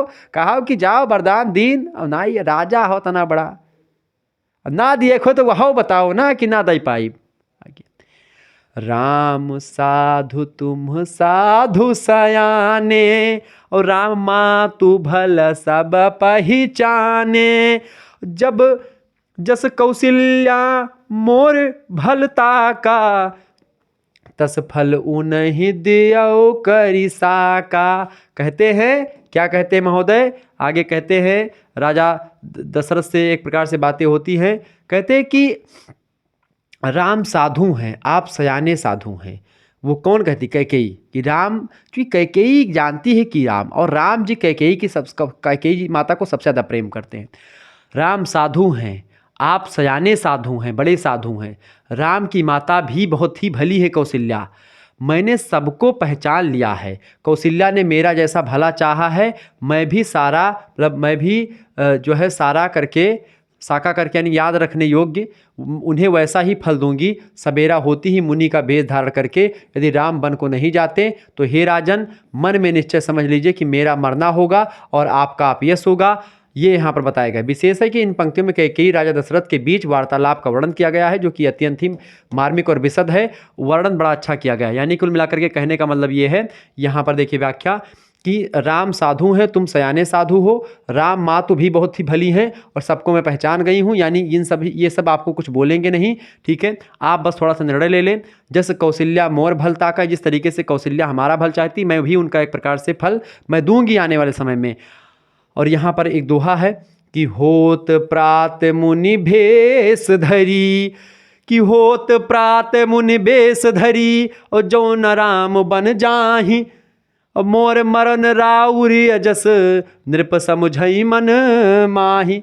मतलब हे राजन, अगर सुबह होते ही होत प्रात, अगर सुबह होते ही मुनि भेष, मुनि के भेष में, मुनि के वस्त्रों को धारण करके, घर से सोना चांदी नहीं ले जाना है, मुनि का भेष धारण करके जो न राम बन जाए, अगर राम बन के लिए नहीं प्रस्थान करते हैं, मोर मरण, हे राजन मेरा मरना तय है, मैं मृत्यु के घाट उतर जाऊंगी।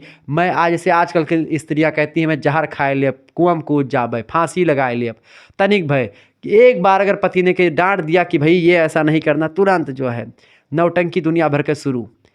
लेकिन क्या होता है, कभी कभी कुछ ऐसे भी पुरुष होते हैं जो बेमतलब के एकदम से गुस्सा करते हैं।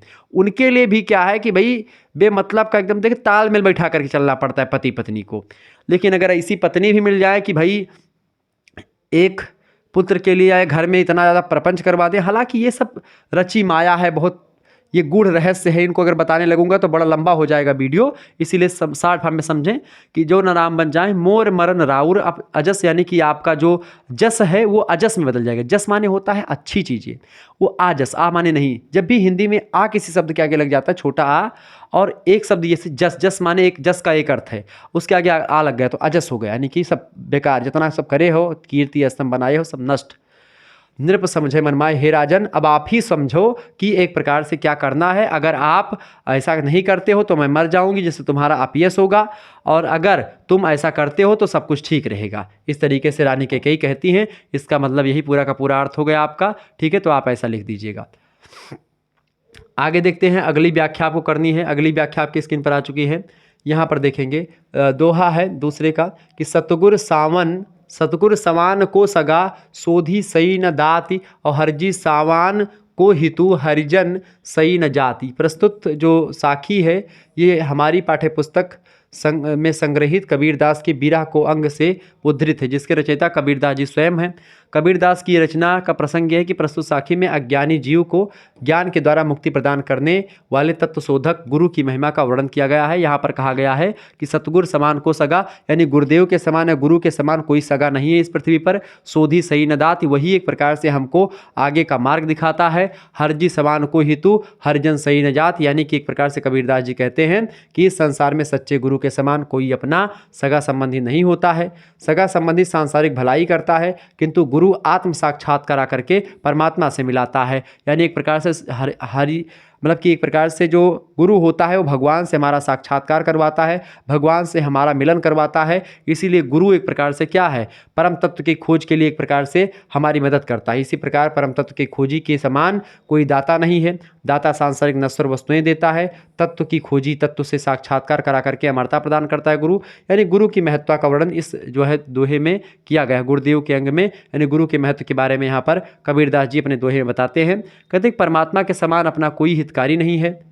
अन्य व्यक्ति सांसारिक विषय संबंधी भलाई करते हैं, परमात्मा अपने में मिला लेता है व्यक्ति को। ईश्वर भाव के समान कोई जाति नहीं होती, क्योंकि अन्य जातियाँ कुछ सांसारिक स्वार्थों के आधार पर गठित होती, इकट्ठा होती हैं। किंतु हरिभक्त जो होते हैं, यानी भगवान के मनन कीर्तन और ये सब करने वाले जो लोग होते हैं, वो हरिभक्त भक्ति रस के आस्वादन के लिए संगठित होते हैं, जिसमें स्वार्थ की गंध नहीं होती। यानी जो भक्त वाले लोग होते हैं वो इकट्ठा होते हैं उस परम सत्ता को प्राप्त करने के लिए, तो उनमें एक प्रकार से कोई स्वार्थ नहीं होता। विशेष इसमें यह है कि इसमें सहज लोकात्मक भाषा का प्रयोग, सुंदर प्रयोग किया गया है। अनुप्रास अलंकार है, वक्रोक्ति अलंकार, इन दो अलंकारों का प्रयोग यहाँ पर किया गया है। इस तरीके से आप यहाँ पर बता सकते हैं। बहुत ही आसानी से चीज़ों को आपने समझा, ठीक है। आगे बढ़ते हैं और भी चीज़ों को जानने का प्रयास करते हैं। फटाफट से एक बार वीडियो को लाइक और शेयर करते रहिएगा, ऐसे ही वीडियोज़ लगातार आपकी परीक्षा में आते रहेंगे। देखें प्रश्न आपकी स्क्रीन पर आ चुका है भाई। प्रश्न है कि भक्ति काल हिंदी साहित्य का स्वर्ण युग है, इस कथन को प्रमाणित कीजिए। बहुत ही बढ़िया प्रश्न है। या भक्ति काल को हिंदी साहित्य का स्वर्ण युग क्यों कहा जाता है, इसके बारे में कुछ बताएं। देखिए, भक्ति काल को हिंदी साहित्य का स्वर्ण युग कई कारणों से कहते हैं। इसमें छोटा सा कारण आपको मैं बताने का प्रयास करता हूँ। भक्ति काल बेसिकली 4 विचारधाराओं को एकदम से अपने आप में शामिल करके चलता है। वो 4 विशेषताएं कौन सी हैं? उन 4 विशेषताओं की अगर बात की है तो इनमें पहली विशेषता कि ये राम भक्ति परंपरा से भी संबंधित है, दूसरी बात कृष्ण भक्ति परंपरा, और तीसरी बात क्या है? तीसरी बात यह है कि ये निर्गुण ज्ञानाश्रयी और निर्गुण प्रेमाश्रयी 2, यानी कि 4 विशेषताएं पर चलती हैं। और एकदम से चारों में आप देखें, एक तरफ पद्मावत जैसे महाग्रंथ हैं, दूसरी तरफ रामचरितमानस, तीसरी तरफ कबीर के एक प्रकार से ज्ञान की बातें हैं, और चौथी तरफ आप देखते हैं कृष्ण भगवान से रिलेटेड जो अष्टछाप के कवि हैं वो सब हैं। कुल मिलाकर के आप देखेंगे कि भक्ति काल स्वर्ण युग हिंदी साहित्य का रहा, इसमें कोई दो राय नहीं। बाबू श्याम सुंदर दास, डॉक्टर जॉर्ज गिरियर्सन, इन दोनों ने मिलकर के एक प्रकार से इसको हिंदी साहित्य का स्वर्णकाल, स्वर्ण युग कहा। भक्ति काल में कबीर, जायसी, सूरदास और तुलसी जैसे प्रसिद्ध कवियों की दिव्य वाणी देश में सर्वत्र छा गई। यानी एक प्रकार से ये वो दौर था भक्ति काल का जिस दौरान हिंदू संस्कृति अपने पतन की ओर थी। उस दौरान एक प्रकार से इन सभी लोगों ने हिंदू धर्म की एक प्रकार जो चीज़ें थी उनको संभाला। इस दौरान मुगल सत्ता जो थी एक प्रकार से हावी थी, मंदिर वगैरह तोड़े जा रहे थे। ऐसे में एक प्रकार से भारतीय भक्ति का उदय एक प्रकार से इन लोगों के माध्यम से करवाया गया। भारतीय भक्ति नहीं बल्कि आप देखते साहित्यिक दृष्टिकोण से भी यहाँ एक प्रकार से बहुत प्रकार की उन्नति देखी जा सकती। तुलसीदास जी की रचनाओं में आप देखें साहित्यिक उन्नति का शिखर तुलसीदास जी की रचनाओं में मिलता है। आप रामचरितमानस उठा करके देख लें, उसमें इतनी ज़्यादा साहित्यिक चीज़ें प्रयोग हैं, इतनी ज़्यादा शब्दावली या इतने ज़्यादा शब्द का प्रयोग किया गया है, आपको आज के हिंदी के लोगों में नहीं मिलेगा। एक दोहा भी कहा जाता है कि सूर्य सूर्य तुलसी शशि उड्डुगन केशवदास अब के कवि खद्योत सम जहाँ तहाँ करत प्रकाश। यानी सूर्यदास सूर्य के समान दैवीपान नक्षत्र थे उस समय। तुलसीदास जी चंद्रमा के समान शीतलता देने वाले हैं। और सूर्य सूर्य उड्डुगन केशवदास जो है वो तारों के समान है, उड्डुगन। और अब के कवि खद्योत्सम, अब के कवि जो है वो जुगनू की भांति हैं, दप से जले दप से बुताएगी। यानी कि इस तरीके से एकदम से जानो सेफर और बल्ब टाइप के। भक्ति काल भाव माया तथा भाव भाषा और शिल्प यानी दो सभी दृष्टि से अन्य कालों की अपेक्षा अधिक श्रेष्ठ रहा है। इस युग के कवियों ने अपने काव्य में सुधारवाद, आध्यात्मवाद और गुरु की महिमा और ईश्वर का महत्व बड़ी अच्छे तरीके से इसको स्पष्ट किया है। और जो मार्मिकताएं थीं उसको मतलब मार्मिकता के साथ चीज़ों को प्रस्तुत किया है। भाव पक्ष और कला पक्ष दोनों दृष्टि से इस युग का काव्य उच्च कोटि का काव्य रहा है। इन्हीं कारणों से भक्ति काल को हम हिंदी साहित्य का स्वर्ण युग कहते हैं। ठीक है, ये बात अगर अकेले तुलसीदास जी की रचनाओं को देख लें तो भी स्वर्ण युग हम कह सकते हैं, बाकी को हटा दें तब भी। अगला क्वेश्चन आप देखेंगे, प्रश्न आपकी स्क्रीन पर आ चुका है। भक्ति काल की 4 प्रमुख विशेषताएं लिखें। देखिए, भक्ति काल की 4 प्रमुख विशेषताओं में पहली विशेषता यही है कि भक्त कवियों ने ना तो राजाश्रय ग्रहण किया, यानी कि राजाओं के यहाँ रह करके राजाओं की प्रशंसा नहीं करी। रहीमदास जी एक थे और तुलसीदास जी के मित्र थे। तुलसीदास जी से बहुत कहा रहीमदास जी ने कि भाई चलो वहाँ पर अकबर के दरबार में तुमको मैं बहुत बड़ी पोस्ट पर रख दूंगा, ठीक है। लेकिन डायरेक्ट मना कर दिया तुलसीदास जी ने कि नहीं, देखिए भाई मैं स्वतंत्र होकर के लिखूंगा, मेरे लिए एक ही भगवान है, एक ही राजा है। कौन? भगवान श्री राम। एक भरोसो एक बल एक आस विश्वास, एक राम घनश्याम ही चातक तुलसीदास। कबीरदास कहते हैं कि कबीर कूता राम का मुतिया मेरा नाव, गले राम की जेवड़ी जित खेती तित जाऊं। मतलब कि वो अपने आप को कुत्ते की भांति बताते हैं। एक कबीर रूपी कुत्ता जो कि राम रूपी जो जेवड़ी है, जेवड़ी मतलब होता है गले में जो पट्टा पड़ा रहता है, तो राम रूपी जेवड़ी में बंधा हुआ है, भगवान राम के अधीन है, वो जिधर खींचेंगे उधर मैं चला जाऊंगा। यानी ऐसा पेट जो कि कुत्ते की भांति, मैं उस तरीके का व्यक्ति हूँ। कबीर कहते कबीर कूता राम का मुतिया मेरा नाव। मुतिया मतलब मोती नाम का कुत्ता आजकल आप देखते होंगे उधर बहुत मिलते हैं। तो कबीर कूता राम का मुतिया मेरा नाव, और गले राम की जेवड़ी जित खींचे तित जाऊँ, यानी जहाँ खींचेंगे उधर जाएंगे। तुलसीदास कहते हैं कि भाई देखो, एक भरोसो एक बल एक आस विश्वास, बाकी कुछ नहीं है, नश्वर सारा जगत। ये है तुलसीदास, ये है कबीरदास, ये है सूरदास। भक्ति काल ऐसे ही स्वर्णयुग नहीं कहा जाता, बहुत ही विद्वान लोग इसमें थे। भक्त कवियों ने ना तो राजाश्रय ग्रहण किया, यानी राजा के यहाँ रह करके उनकी बड़ाई नहीं करी, ना उनका अर्थ या यश की आकांक्षा थी उनको कि उनके साथ जुड़ करके अपना नाम फेमस करें। स्वांतः सुखाय तुलसी रघुनाथ गाथा। तुलसीदास जी से पूछा गया कि आप क्यों रचनाएं लिखते हैं? स्वांतः सुखाय तुलसी रघुनाथ गाथा, मैं अपने सुख के लिए, अपने हृदय की एक प्रकार से जो भाव भंगिमाएँ हैं उनको एक प्रकार से आनंदित करने के लिए मैं रचनाएं लिखता हूँ। नाना पुराण निगमागम सम्मतम यद, कचित दयंतो अपि। कहने का मतलब ये कि तुलसीदास तमाम प्रकार के ग्रंथों को पढ़ करके तब रचनाएं लिखते हैं और स्वांतः सुखाय के लिए लिखते हैं, सभी के सुख के लिए लिखते हैं, परंतु उनकी रचनाओं में व्यक्ति, समाज और राष्ट्र के उत्थान की भावना थी। हमारे भक्त कवि अकबर जैसे भारत सम्राट के सम्मान तक को ठुकराने की त्याग भावना रखते थे। कहते हैं कि संतन को कहा सीकरी सुकाम, यहाँ थोड़ा लिखा, संतन सो कहा सीकरी सुकाम, आवत जात पनहिया टूटी बिसर गयो हरिनाम। यानी एक प्रकार से ये अब राजाओं की प्रशंसा मेरे से नहीं होगी। जब लोगों ने कहा कि चलो यहाँ पर ज्वाइन करवा देते, कहा नहीं, भक्त कवियों को समस्त विश्व सिया राम में था।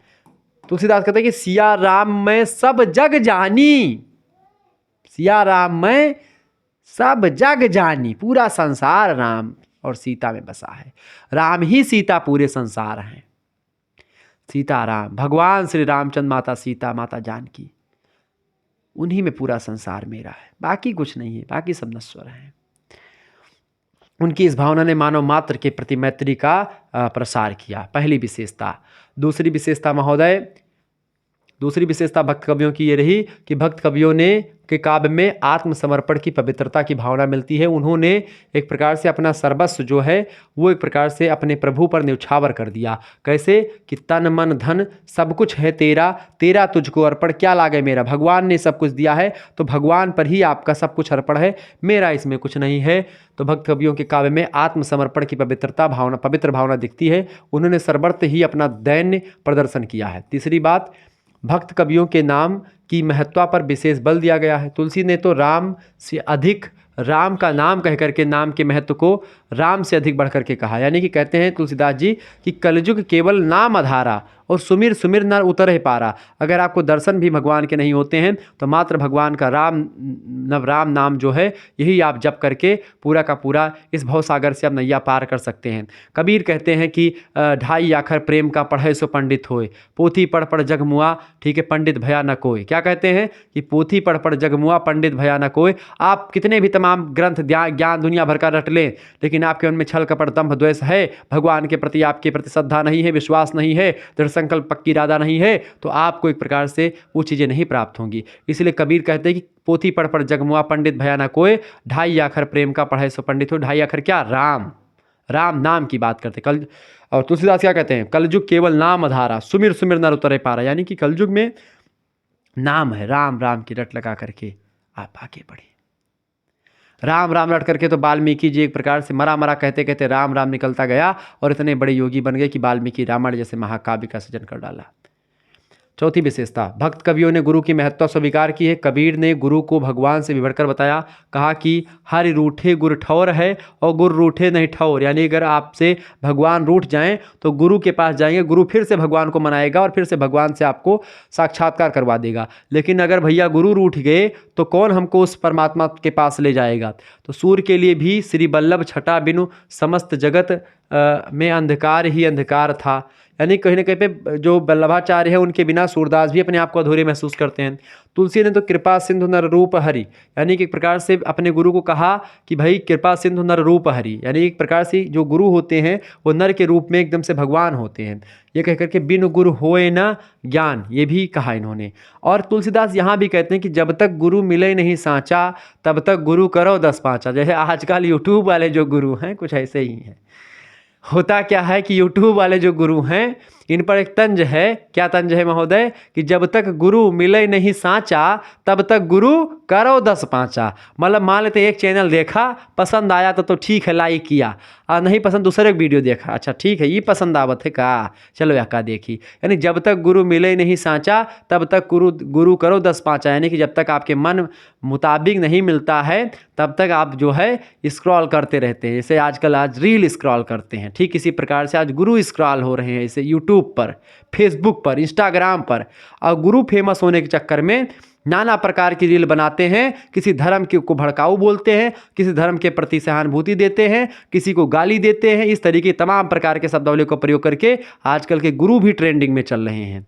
ठीक है, तो यही चीज़ें आजकल तो हो रही भाई। ठीक बात है, अच्छी बात है, गुरु का महत्व होनी चाहिए। आगे विशेषता है भक्त कवियों की कि भक्त कवियों के काव्य में लोकाचार तथा लोक संबंध एवं विभिन्न मतांतरों की उपासना पद्धति का समन्वय मिलता है, यानी कि यहाँ पर 4 विचारधाराएं आपको देखने को मिलती हैं। अगला प्रश्न आपकी स्क्रीन पर आ जाओ, कृष्ण भक्त शाखा की प्रमुख विशेषताओं का उल्लेख कीजिए। तो कृष्ण भक्त शाखा की प्रमुख विशेषताओं में अगर बात की तो पहली विशेषता कि भगवान कृष्ण की आराधना की गई है, उनकी लीलाओं का वर्णन किया गया है। दूसरी बात, कृष्ण के वात्सल्य और श्रृंगार पक्षों की प्रधानता है। वात्सल्य रस होता है कि माता यशोदा के द्वारा जो प्रेम भगवान श्री कृष्ण के प्रति होता है, यानी कि मातृत्व प्रेम जो होता है अपने पुत्र के प्रति, वो वात्सल्य रस वहाँ पर होता है। श्रृंगार पक्ष होता है जहाँ पर गोपी गोपिका आपस में प्रेम करें, या भगवान श्री कृष्ण राधा का प्रेम या उनकी गोपियों का प्रति प्रेम, ये श्रृंगार, यानी एक तो माता का वात्सल्य भी प्रेम है और श्रृंगार गोपियों का वो प्रेम भी है, परिपक्व प्रेम। ठीक है। मुक्तक और गीति काव्य, यानी कि यहाँ पर खुली रचनाएं मुक्तक और गीति काव्य 2 टाइप की रचनाएं लिखी जा रही थी। ब्रज भाषा में रचनाएं यहाँ पर करना एक प्रकार से, यानी कि जितनी भी रचनाएं कृष्ण भक्त शाखा की हैं वो सब ब्रज भाषा में लिखी गई हैं। ठीक है, ये बात ध्यान रखेंगे। आगे बढ़ते हैं और भी चीज़ों को जानने का प्रयास करते हैं। फटाफट से एक बार वीडियो को लाइक कर दीजिएगा। चैनल पर अगर नए आए हैं तो सब्सक्राइब जरूर कर दीजिएगा, क्योंकि ऐसे इन्फॉर्मेटिव वीडियो मैं लगातार देता रहता हूँ। ठीक है, चले। यहाँ पर एक आपका व्याख्या है कि ये गोस्वामी मतलब इनकी है, क्या बोलते हैं, सूरदास जी की, कि जोग ठगौरी ब्रज न बिकई हैं, यह व्यापार तिहारो उधव ऐसे फिर जई हैं। मतलब यहाँ पर एक प्रकार से, चूंकि यहाँ पर क्या है मैं आपको समझा दूँ, ये प्रस्तुत पद्य आचार्य रामचंद्र शुक्ल के द्वारा संपादित भ्रमर गीत सार नाम की पुस्तक है, उससे उद्धृत है, जिसके रचयिता सूरदास जी हैं।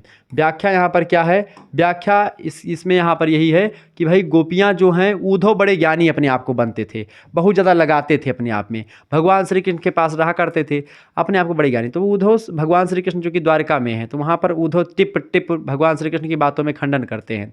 भगवान ने कहा, रहा मुन्ना, अहंकार को तो हम ही खाते हैं, बढ़ के ज्ञानी बना हो, आए के देखो, इसे कहते बढ़ के ज्ञानी बना हो बेटा, आए के देखो फैजाबाद। ऐसे बोला नहीं था, एक कवि है, ठीक है, उन्होंने कहा था। हालांकि ऐसी बातें नहीं। तो क्या हुआ कि भाई उद्धव जी को भगवान श्री कृष्ण ने कहा, ले भाई एक पत्र ले जाओ और गोपियों के पास ले जाओ, और गोकुल जाओ, वहाँ पर बताओ कि भाई यहाँ पर जो है भगवान श्री कृष्ण की चिट्ठी आई है और पूरा जो हाल चाल है वो उनको गोपियों को समझा जाओ कि भगवान श्री कृष्ण के प्रति जो मोह है उसको त्याग दें, ज्ञान वगैरह की बातें कुछ बताओ। उद्धव जाते हैं जब गोपियों के यहाँ पर, तो उद्धव जब पहुँचते हैं तो वहाँ पर रत्नाकर कवि लिखते हैं कि कहाँ रत्नाकर ग्वालिनी की झोर झोर दौड़ दौड़ नंद पौरी आवन तबे लगी।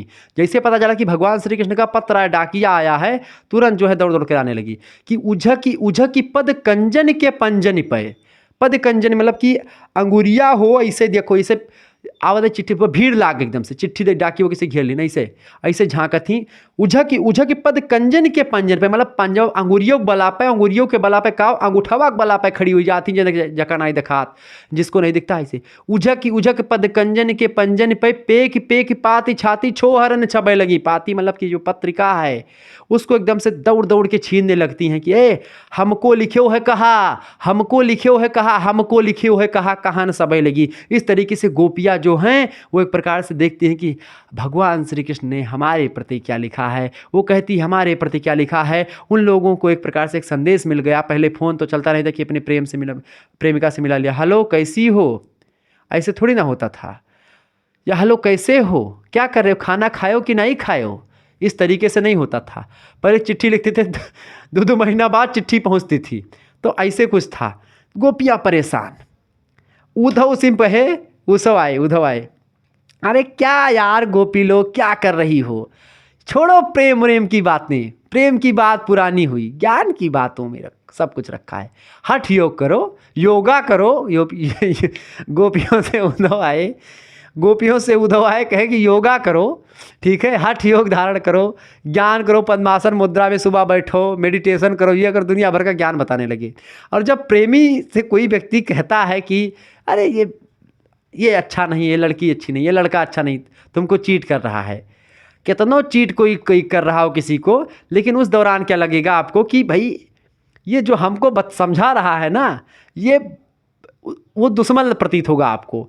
ऐसे ही दुश्मनी के भाव से, ऐसे तिरछी आंखों से ऐसे गोपियाँ दिखती हैं, अच्छा तू समझावे आयो है, हम रुको बताई थे तुमका, तो जो तब वहीं पर गोपियाँ कहती हैं कि जोग ठगोरी ब्रज न बिकई हैं, कि जो ये ठग वाली वस्तु लेकर के आए हो ना उद्धव, इसका लेके चला जाओ ना, डंडा पड़े तुम्हारे ऊपर, इस तरीके, मतलब ये ऐसा नहीं बोलती हैं, लेकिन मैं आपको समझाने के लिए बता रहा हूँ।